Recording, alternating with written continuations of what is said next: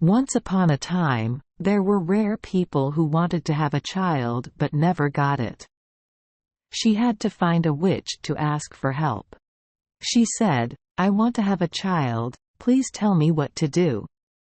"I will help," she replied. "Take this grain of rice. It is not like the wheat that still grows in the fields, nor is it like the rice that still feeds the chickens and ducks. Bring it home and plant it in a flower pot, after a while you will know." "Thank you." The childless woman paid the wages and greeted the witch, then took the rice seeds home to sow. Soon it grew into a beautiful flower, like a diamond flower, but the petals curled up like a bud. "The flower is so beautiful," she exclaimed and put her lips on the flower. But she was kissing the flower when suddenly there was a loud noise that made the flower bloom. Looking at the flower, she was surprised to see that in the middle of the flower there was a beautiful baby sitting on the pistil, as if sitting on a blue chair. The baby was only as big as a thumb, so she named him. She took chestnut shells to make a beautiful cradle for the baby. Inside covered the mattress with purple flower petals, and the blanket for the baby was a rose petal. At night the baby sleeps there, and during the day he plays on the table. She placed on the table a plate filled with water, with a wreath of flowers on the rim of the plate. Petals float on the water. There is a large diamond tulip flower petal used to make a boat. The baby sat in it and walked around like a boat, using a horsehair as an oar.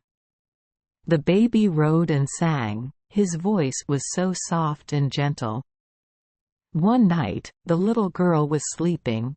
Suddenly a huge, fat and slimy-looking toad crawled through the broken glass in the window into the room and jumped onto the table, where the little girl was sleeping under rose petals. He thought to himself, "My son has this girl as his wife. He must be very happy." So he grabbed the chestnut shell, inside which tiny baby was sleeping, crawled through the broken glass and jumped into the garden. In the garden there is a small stream with muddy banks. That is the residence of the father and son of the toad family. Horrible! The baby toad is also fat like his father, looking very scared. How similar are father and son! Seeing the beautiful little girl in the chestnut shell, the little toad cried out, "Peg, peg, peg, cack, cack, cack." Father Toad said, quietly, "No, it wakes up, it hides. We will put it on a big lotus leaf. It and number 39. S small, it and number 39. S like being on an island, there and number 39. S nowhere to run away. We will make him a house right in this muddy place. In the middle of the stream there are many lotus roots, big leaves floating on the water." The father toad swam to the middle of the stream, where the biggest leaf was, and placed the chestnut shell there. The next morning, tiny baby woke up and found himself on a boat, surrounded by water. He was so scared that he burst into tears and had no way to get to shore. At this time, the Toad family was decorating the wedding room, hanging green lotus leaves on the wall and attaching white lotus flowers with yellow lotus stamens. After that, father and son swam to the middle of the stream to pick up the bride. Old Toad bowed to Tiny and said, "Let me introduce to you that this is my son. That and number 39, my husband." The two children lived in a beautiful room in the middle of this muddy place. The baby toad said, "Pile, pile, pile, keg, kec, kec." The father and son held a big lotus leaf and pulled it to shore. Tiny baby sat on the leaf boat and cried, "He didn't and hash 39. T want to stay at the house of the disgusting old toad and didn't, and #39. T want to marry his disgusting son. Luckily at that time, a group of baby fish was seen swimming in the stream. They rose to the surface to see the girl. They found her so beautiful and very sad because they had to live with two disgusting toads. No. It can in #39, T be like that. The fish said to each other and swam under the leaf boat with tiny baby sitting on it and bit off the lotus stem. So the current swept the boat away, taking her far away, so far away that the toad family could not swim there. Tiny baby floated through many cities. The birds in the bush sang, "She and #39, so pretty." The train took her to many strange lands. A white butterfly flew for a long time above her head and landed on a leaf. The little girl was happy to escape from the toad family and be able to see the beautiful scenery in strange lands passing by. Under the sunlight, the spring water sparkled like liquid gold. The girl took off her belt and tied one end to the butterfly wing and the other end to the leaf. When a butterfly flies, it drags leaves along with it. Suddenly a coconut beetle appeared, grabbed the girl with its legs and brought her to a branch, the leaf still fluttering with the butterfly. The butterfly tried to get out of the rope but could and #39, T get it off. When the coconut beetle carried tiny baby up the tree, the baby is very scared. The child was afraid that the poor butterfly was tied tightly to the leaf. If no one untangled it for her, the butterfly would starve to death. But what do coconut beetles think about that?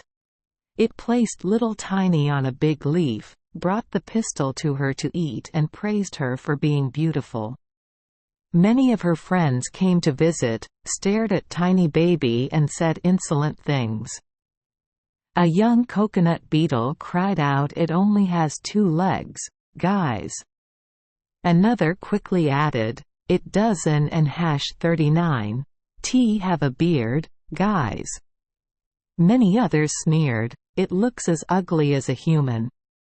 Actually, baby T is very beautiful.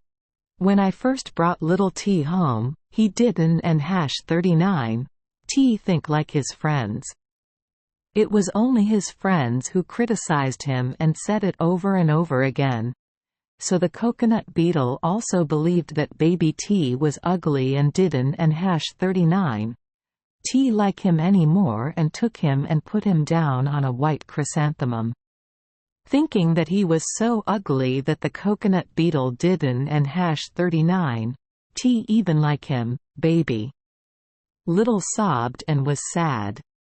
But in reality, baby is very beautiful, delicate, gentle, just like a rose petal.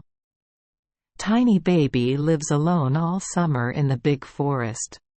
The child used straw to make a hammock for himself, hanging it under a large peony leaf to avoid the rain. The baby eats the pistil of the flower and drinks the falling dewdrops.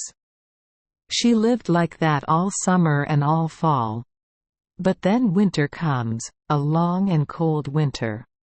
The little birds that often sing to baby now fly away to escape the cold. The tree lost all its leaves, its flowers withered, and the peony leaf covering its bed also withered, leaving only a dry yellow stem. The baby and #39's clothes were torn and he was shivering. Snow was falling. Every drop of snow that fell was as heavy as a rock and he could and #39, T bear it. The baby hid in a dry leaf, but it didn't and #39, T get any warmer, he was still shivering in the cold. Tiny baby left the forest to a nearby rice field.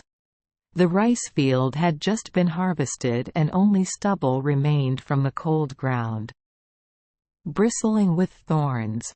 Walking through the fields, Tiny Baby felt as strenuous as someone walking through a forest. He staggered and fell up and down many times. Tiny Baby found his way to the gate of the field mouse and number 39's house, a hole under the stubble. Field mice live there very comfortably, and there is plenty of rice and other food. Tiny Baby went into the house of the field mouse and asked for a grain of barley to eat to quench his hunger. For 2 days he had not had anything to eat. The field mouse said, "Poor girl. Come here to eat with me, my child." Seeing the cute Tiny Baby, the mouse said, "Do you want to stay here with me? Just keep the house clean and tell me stories. I like listening to stories the most." Tiny Baby did as the mouse said and was treated kindly by the mouse. One day the mouse said, "There will be guests coming to visit soon. My neighbor is a rich man with a tall and spacious house. He often wears a black fur coat that looks like satin. If you marry him, you and number 39'll be lucky." But he was blind, so I had to tell him the story. Then that day, the neighbor mole came to visit the field mouse. He wore a fur coat as black as satin. The field mouse said he was rich and educated. His house is 20 times larger than the other mole houses. But he doesn't and #39 like sunshine and flowers. He always speaks ill of sunshine and flowers. They told Tiny Baby to sing.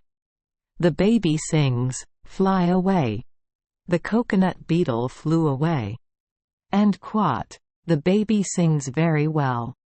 The little voice was gentle. The mole liked it very much, but he didn't and #39 say anything. The mole had dug a niche from his house to the field mouse and number 39's house. He invited Tiny Baby and his friends there to play. In the cave is the body of a bird that died of cold.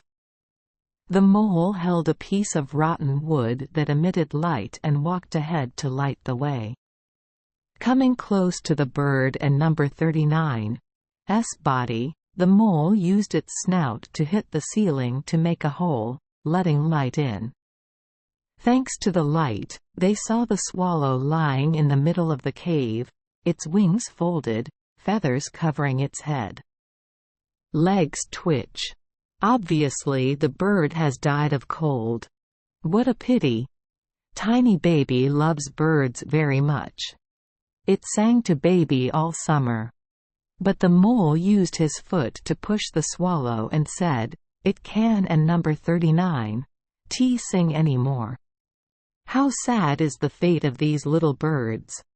Apart from chirping, the birds know nothing else, and then every winter they freeze to death. Dear God, please Don and number 39 force my children to turn into birds in the future. The field mouse responded, "You and number 39 very right." Besides chirping, birds Don and number 39 know what to do. When winter comes, he will starve and die of cold. Tiny Baby said nothing. Waiting for the 2 mice to turn away, he bent down, drew the bird and number 39's feathers, kissed the bird and number 39's closed eyes and said, "This bird has been singing to me all summer." The bird was so pretty, it sang so beautifully. When the mole left home, Tiny Baby could and #39 sleep all night. The child got up, took straw and braided it into a blanket to cover the cold bird. The child also took the pistil of the flower and covered it around the bird and number 39's body. The baby said, "Goodbye, dear bird. Thank you birds for singing for us all summer. When the sunlight warmed us, the trees were green and soothed our eyes. Tiny baby held the bird and number 39's head in his hand to his chest. Suddenly, Bee saw something moving under her hand. That and number 39's, the bird and number 39's heart.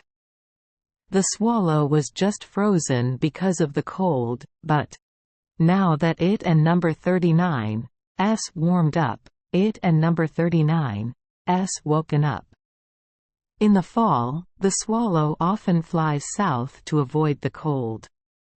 If any bird gets left behind, it will freeze, fall, and be buried in the snow. Thinking so, Tiny baby feels sorry for the bird, takes more flower pistils and sprinkles them on himself, and uses baby mint leaves as blankets to cover his head. The next night, Tiny baby came back to visit the bird and saw that the bird was still alive, but very weak.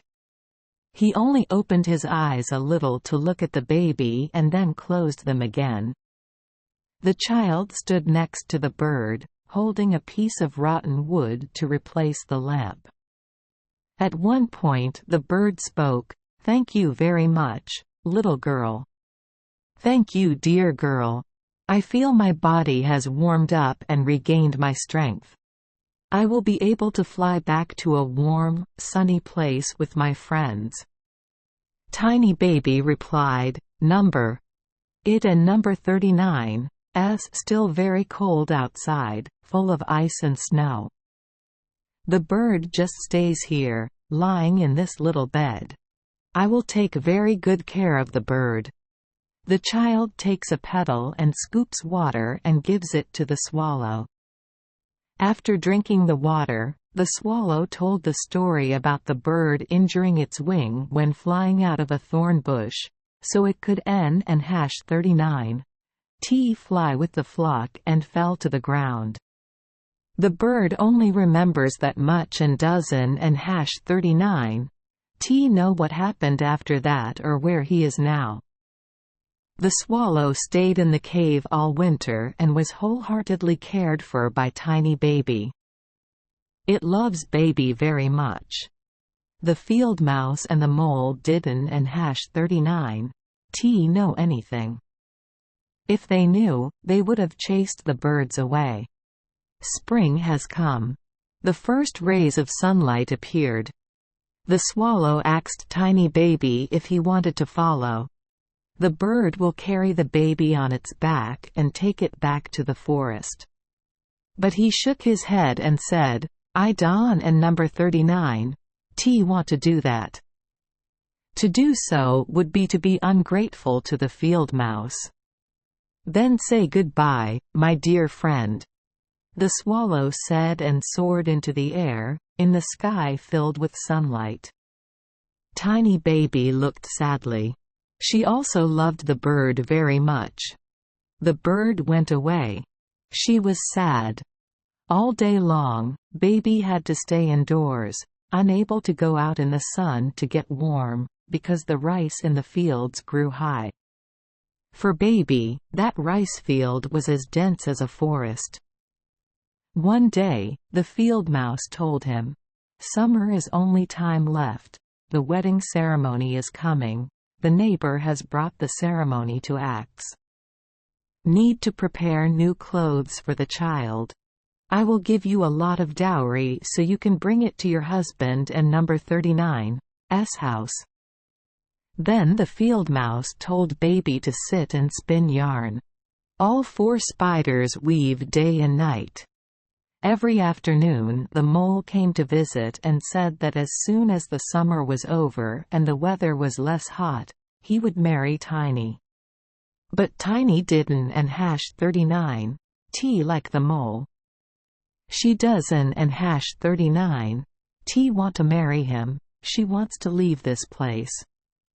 In the morning, at dawn, and in the afternoon when the sun is about to set.